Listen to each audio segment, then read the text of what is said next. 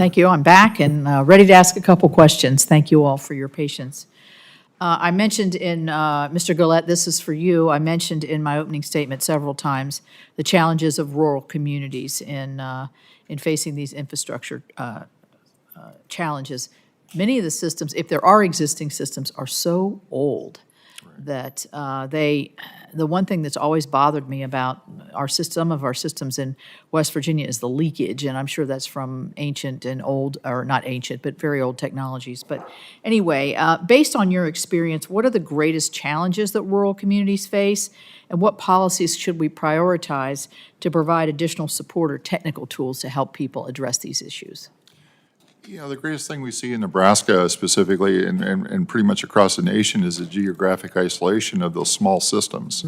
And being able to, for example, have Nebraska Rural Water Circuit Riders go out and assist those programs, those systems, especially when there's that lack of economy of scale and untrained operators, because we see so much turnover in that field also right now. The other thing we're spending a lot of time with is educating the local governments in those small communities, because there is such a significant turnover, and that ever-changing regulatory environment also plays a part in that. Right. With your circuit riders, do you feel like they are stretched too thin, or do they have enough? I mean, obviously, everybody always wants more, but let's just say in a practical sense, Sure. Are they able to cover the state of Nebraska sufficiently? Yeah, I think we do an excellent job. We have 3 drinking water circuit riders that run around the state of Nebraska. You know, they average about 35,000 miles a year, 35 contacts a month. But they're there basically on an on-call basis also to assist those systems when they're in need of some type of help or environmental issues that impact their systems. Okay, good. Thank you. Ms. Dreyfus-Wells, I want to talk about the cooperative federalism principles that I outlined in my opening statement. From your experience administering projects funded by state revolving funds, could you discuss that importance for the states to maintain their flexibility to prioritize what best meets their needs? The other issue, and I don't know if you can address this, is the issue of financing large projects. A state revolving fund is, in many cases, is only one portion of this. You could have other state sources or federal sources or county resources, but also the ratepayer is always is gone back to for rate increases, and that is really difficult for communities as they try to face this. So first of all, talk about the importance of maintaining flexibility, and then any other kind of creative ideas that you've run into on the financing aspect. Thank you, Senator. I think Ohio is such a great example of this flexibility. As I said, the Ohio EPA and the Ohio Water Development Authority run our Clean Water SRF, and they have for years taken a very innovative approach to make sure that they understand the needs of communities and that they're structuring financing packages to meet those needs. So as I said, we've worked with them since the 1990s, and they've evolved every year, looking at our capital plan, looking at the capital plan of other communities like Columbus. What can they do to be flexible? This idea of structured loans with deferred principal payments, this is something that they came up with. So your point is spot on in terms of states need to have that flexibility to implement their programs to meet the needs of their communities. Right. Well, I'm certain portions of Ohio are a lot like our more rural areas down in the southern part of Ohio, southeastern Ohio. It's probably very similar to West Virginia.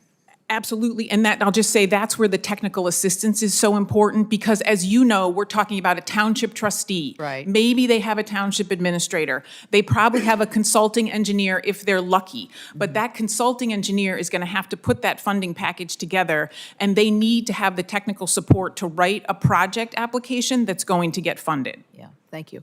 I'm not really sure who this question would be best addressed by, so I'll throw it up to all three of you. In the water portion of the bill, there was some remediations for lead and lead pipes.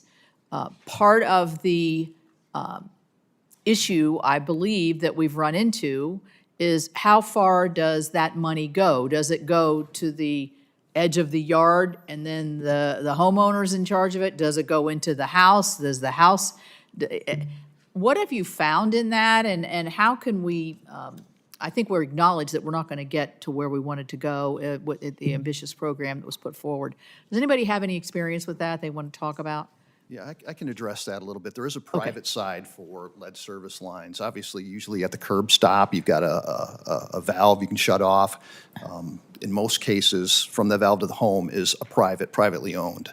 The rest of it up to the water main is publicly owned. So to coordinate those two can be extremely difficult to get. Yeah, because the homeowner could own the lead part of it. They could, and they could refuse permission to the water system to come in and replace that. And we, most states have outlawed partial service line replacements because it can create issues. So if the homeowner declines, then you're stuck. You can't replace anything.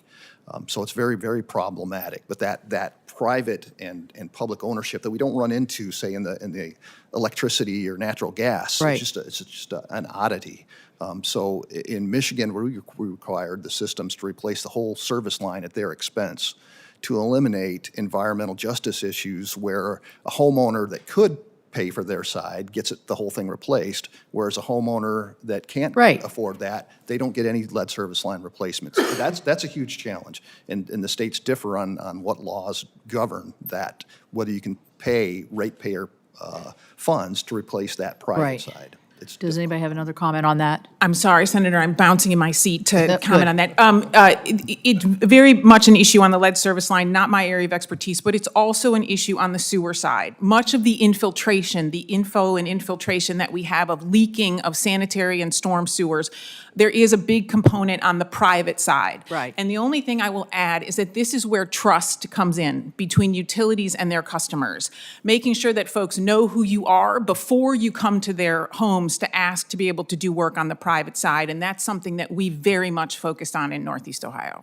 All right, thank you, and Senator Ricketts.